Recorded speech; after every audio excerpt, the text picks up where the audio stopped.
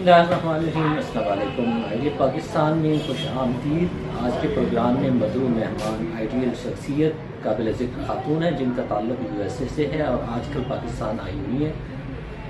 आप USA में ख़वातीन की एक समाजी तंजीम वेमन सपोर्ट नेटवर्क की रूह रवा है और पहली खातून हैं जिन्हें ओवरसीज़ पाकिस्तानियों के लिए फोकल पर्सन मुकर्रर किया गया है।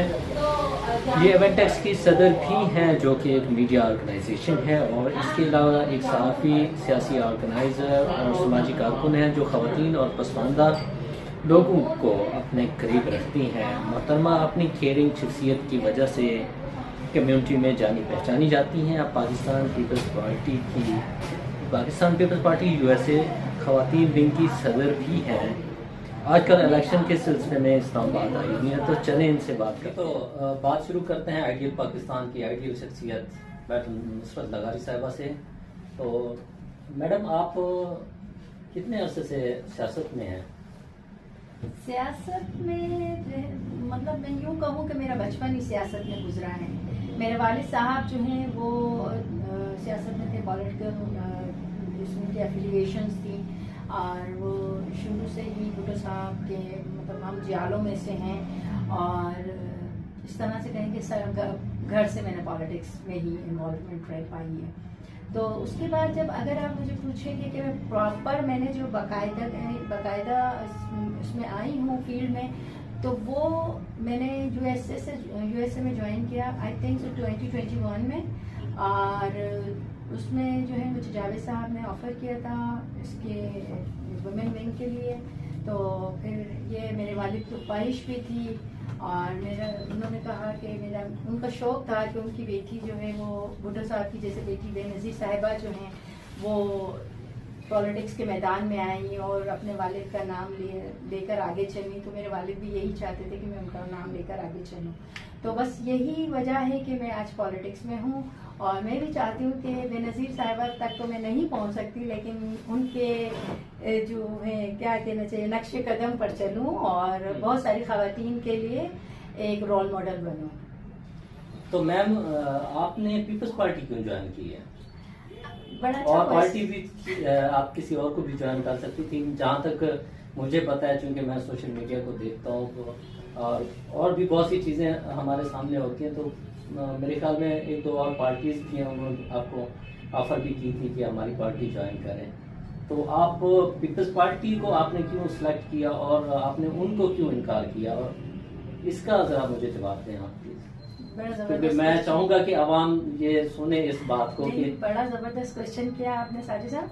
मसला सारा ये है कि मुझे वाकई मैं एक्चुअली सोशल एक्टिविस्ट तो काफ़ी टाइम से हूँ और मैं कम्युनिटी में बहुत ज़्यादा काम कर रही थी, तो इस वजह से मुझे और मेरा इन्फ्लुएंस भी था पॉलिटिकल साइड पर, और लेकिन ये था कि मैं शायद अमेरिकन पॉलिटिक्स में आऊँ।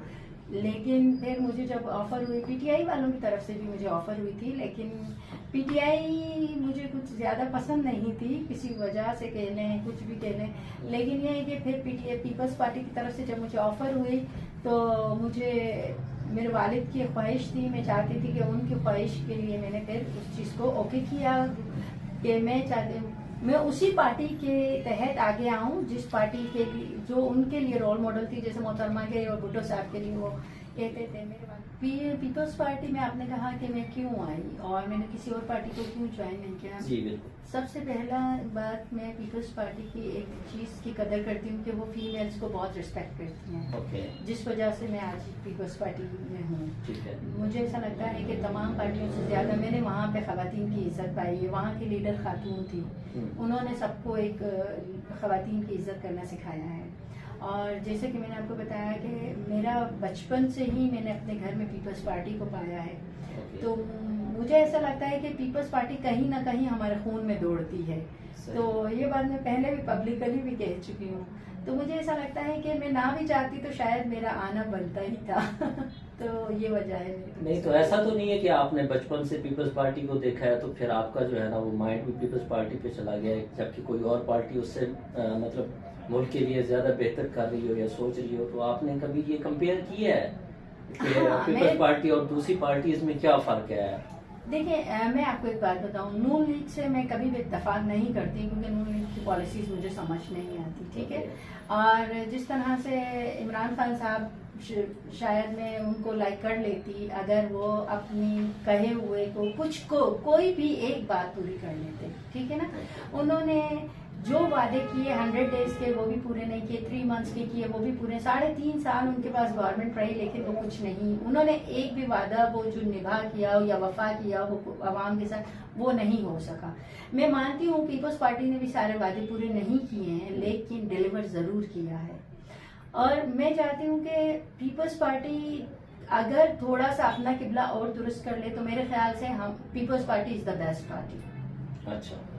अच्छा देखिए, इमरान खान साहब का जो मोटिव है वो तो है यूथ के लिए, और आप देखिए कि हमारे मुल्क की 65% जो आबादी है वो यूथ की है, तो इसमें तो उनका कोई बयान है, मतलब कोई गलत बात तो नहीं है। अगर वो यूथ को आगे लाना चाहते हैं तो बस यूथ नहीं हमारे, मैं समझता हूँ कि हमारे मुल्क के सिस्टम को उन्होंने बदलना है, क्योंकि जो यूथ है उनकी सोच अलग है, जो हमारे पुराने लोग हैं उनकी सोच अलग है, क्योंकि वो ज़िंदगी गुजार के बैठे हैं, वो शायद वो आने वाले वक्त को या देख नहीं सकते या वो उसमें उन्हें पता है कि हमने जाना नहीं है तो हम उसके लिए क्या वो करें। लेकिन यूथ के लिए तो पूरी ज़िंदगी पड़ी है, उनका फ्यूचर है, तो उसको मुल्क की मईशत के साथ जो अटैच करना है तो वो तो यूथ है, और यूथ जो है ना वो बिल्कुल हमारे जो मुल्क की है वो सबसे इम्पॉर्टेंट है, तो उसकी बात तो सिर्फ इमरान खान साहब करते हैं। तो आप इस बारे में क्या बताएंगे कि क्या पीपल्स पार्टी का क्या इस पे है अमल दखल? देखिए मैं आपको एक बात बताऊं, मैं बिल्कुल अग्री करती हूँ। खान साहब ने हमेशा जो है यूथ के बारे में कहा, यूथ के लिए कहा, यूथ को आगे लाने के लिए कहा, लेकिन आप मुझे बताएं उनकी जो पूरी काबीना थी उसमें यूथ कितना था? आपको यूथ नजर आया? वहाँ पे भी सब और मतलब पुराने ही लोग थे। मेरा मानना ये, हालांकि अगर अब देखा जाए खुद खान साहब 70 प्लस हैं, ठीक है। अब अगर मेरा मानना ये है कि हमारे पास यूथ है, पीपल्स पार्टी के पास जो पीपल्स पार्टी के चेयरमैन हैं वो यूथ हैं, वो यूथ को रिप्रेजेंट करें। और इसी तरह से उन्होंने इस वक्त जो अभी पार्टी डिस्ट्रीब्यूशन टिकट किया है वो उनमें भी यंगेस्ट जो है, मेरे ख्याल से फातिमा करके नाम है, कोई भी सिंध से, उनको दिया है टिकट, तो वो यंगेस्ट हैं, राइट। इसी तरह वहाब मुर्तजा को लेकर आए आप एज अ मेयर, वो यंगेस्ट आए हैं और अच्छा काम कर रहे हैं।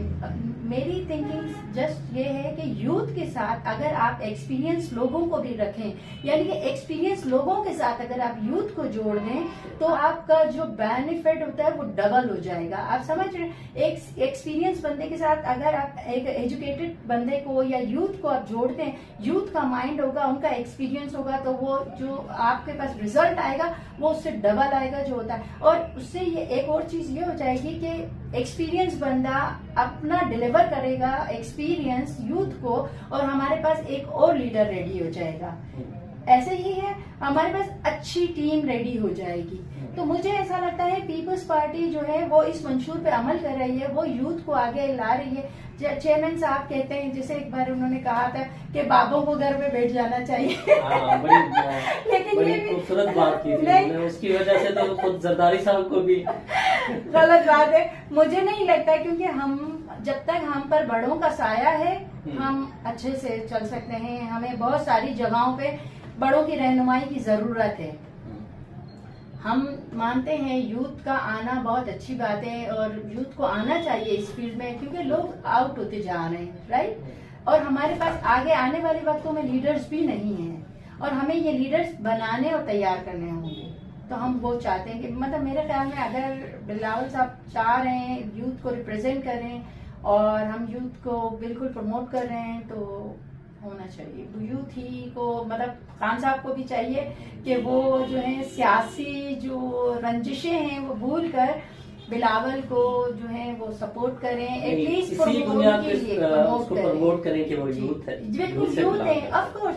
और उनके मेरे ख्याल में, लेकिन बिलावल साहब की एक और चीज, हमारे चेयरमैन साहब की बड़ी अच्छी, उन्होंने कहा कि हमें नफरत की सियासत को खत्म करना होगा। जो पीटीआई ने हमारे बीच में ये बीज बोया है, नफरत की सियासत हमें पीटीआई से और नून लीग से आई है।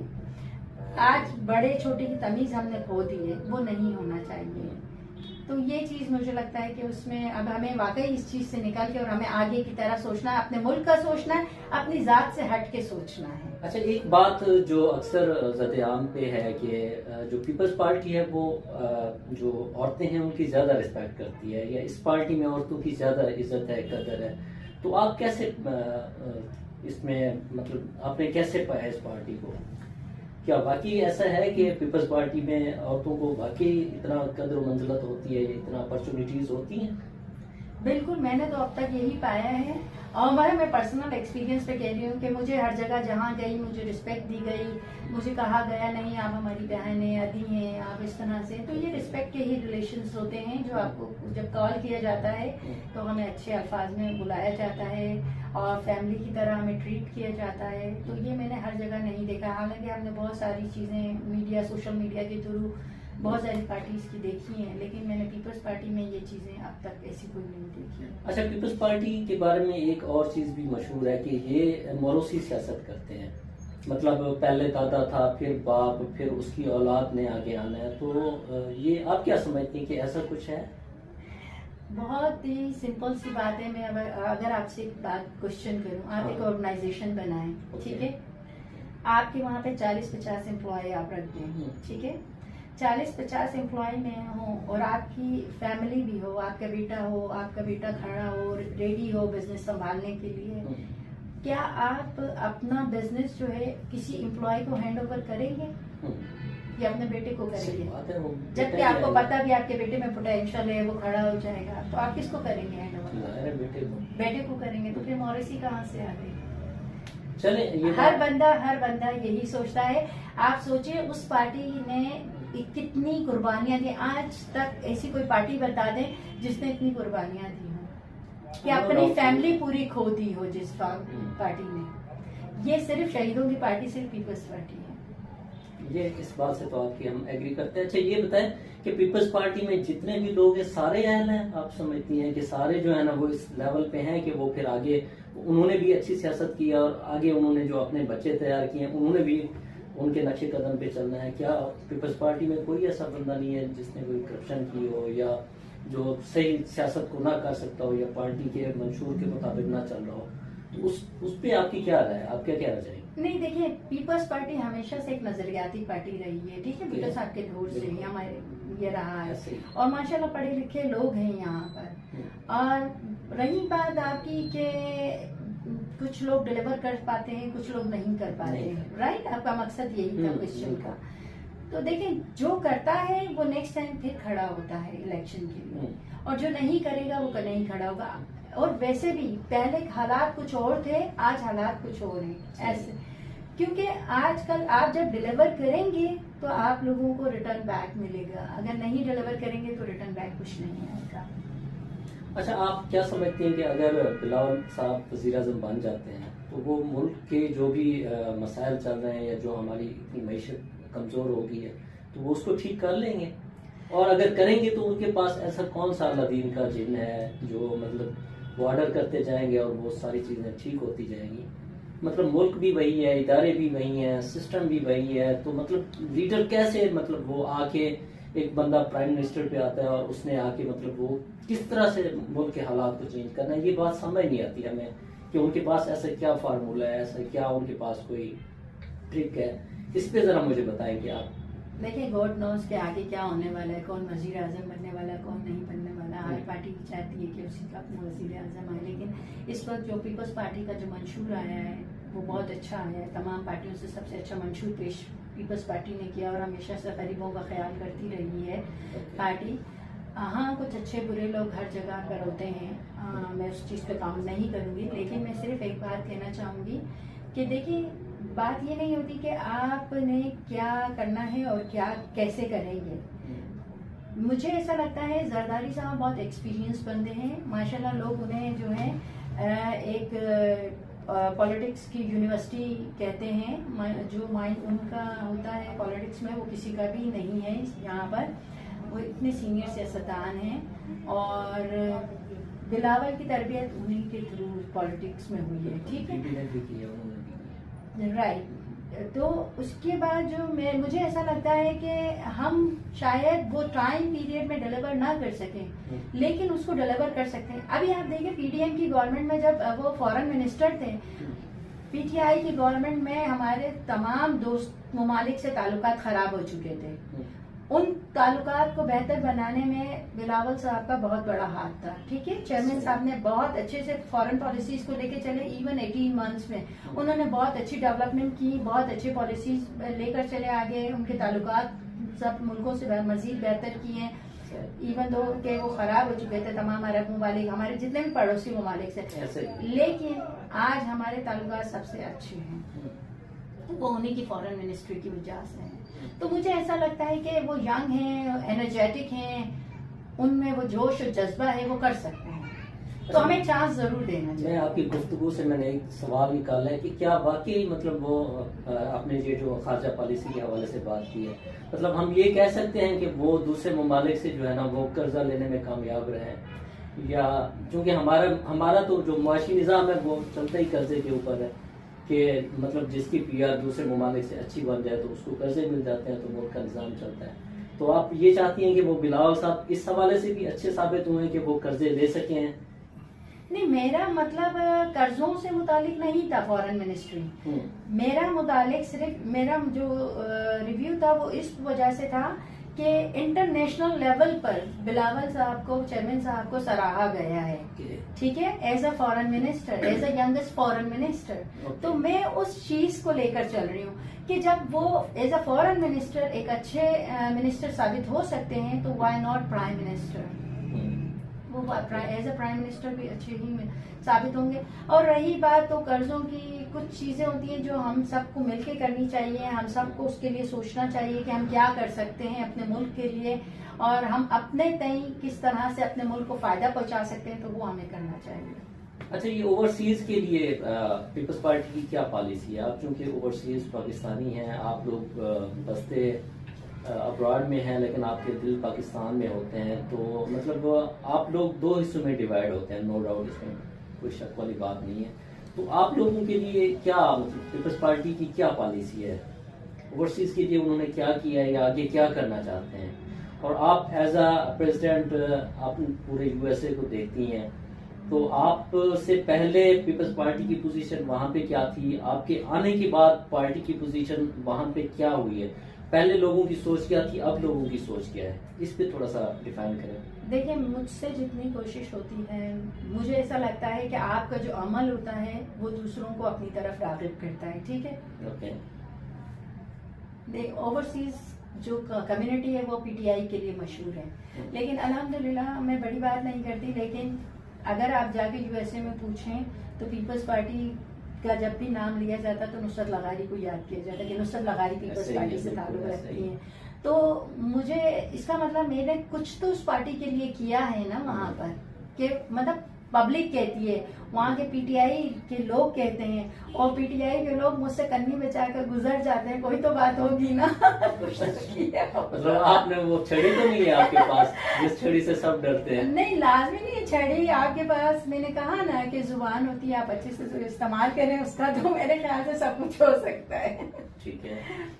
अच्छा, ये रही बात पॉलिसीज की, तो मेरी ख्वाहिश है कि मैं क़यादत के साथ बैठूं और ओवरसीज पाकिस्तानी के लिए जो है कोई पॉलिसी हम तरतीब दें, क्योंकि मुझे खुद भी इस चीज़ का है कि हमारी पार्टी हमेशा ओवरसीज के लिए, देखें जब इमरान खान साहब ने कहा था कि पीटीआई ने जब कहा था कि वोट का हक दो ओवरसीज को, तो बिलावल साहब वन पर्सन थे, वो उन्होंने कहा कि सिर्फ वोट का हक नहीं, उनको मिनिस्ट्रीज और टिकट्स भी मिलने चाहिए। राइट?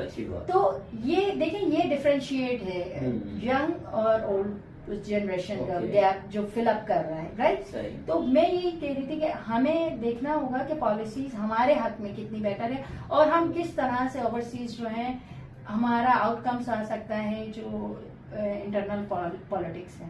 ठीक है। अच्छा, अब चूंकि इलेक्शन हो रहे हैं तो आपने जाहिर है निकली होंगी बात के लिए, लोगों से मिली भी होंगी आप, अपने लीडर्स को भी और आवाम को भी, तो आपको क्या लगता है कि आवाम का जो है वो वही अतमाद बरकरार है पीपल्स पार्टी पे, या लोगों की सोच बदल चुकी है? और जो पॉलिटिशियंस हैं वो चूंकि मोस्टली वही लोग हैं जो पहले थे, तो पहले जो उनकी सोच थी अब भी वही वैसी मतलब सोच है, या कुछ उनमें कुछ चेंजिंग आई है, कुछ तब्दीली आई है?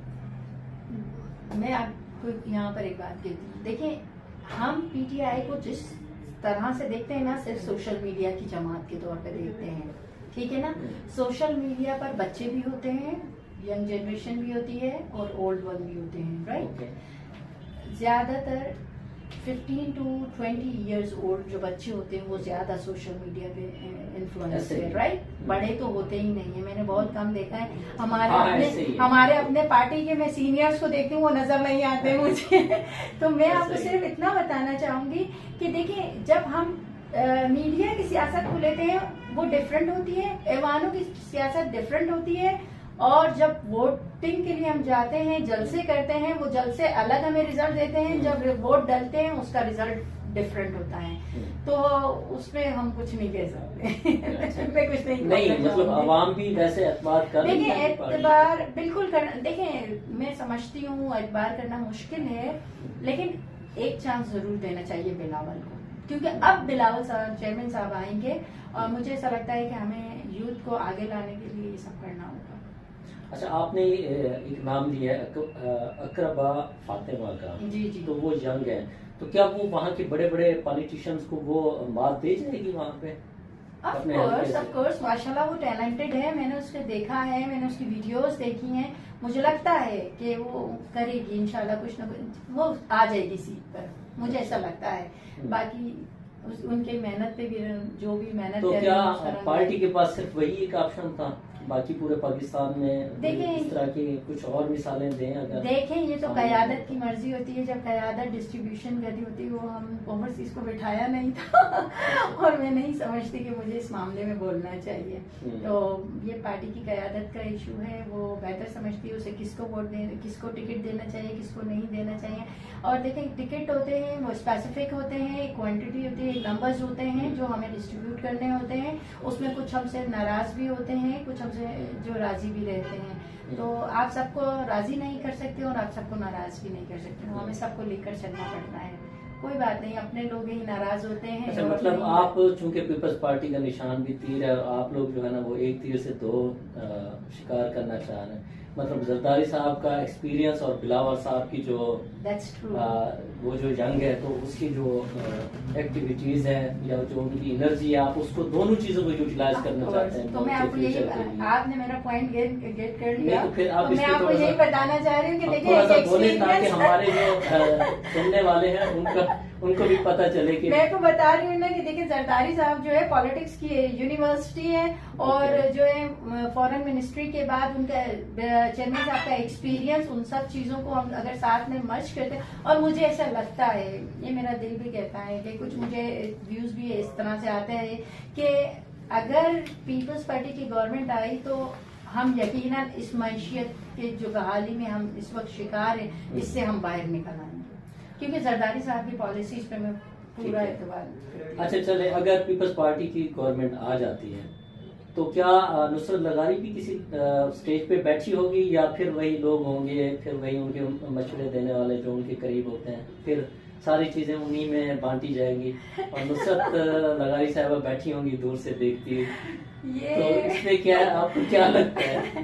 ये तो माफ कीजिएगा, ये मैंने मुझे फंसा दिया, ये मैंने वो जख्म पे नमक छिड़क दिया, लेकिन आपको बताना पड़ेगा। आपने मुझे मेरी बातों में फंसा दिया, लेकिन ये देखिए, ये मैंने अभी भी पहले भी कहा, ये क़यादत का इशू है। क़यादत बेहतर समझती है, अगर उनको लगता है कि नुसरत लगारी इस मुल्क के लिए कुछ कर सकती है, इस अवाम के लिए कुछ कर सकती है, इस पार्टी के लिए कुछ कर सकती है, तो नुसरत लगारी ऑलवेज हाजिर है यहाँ पर।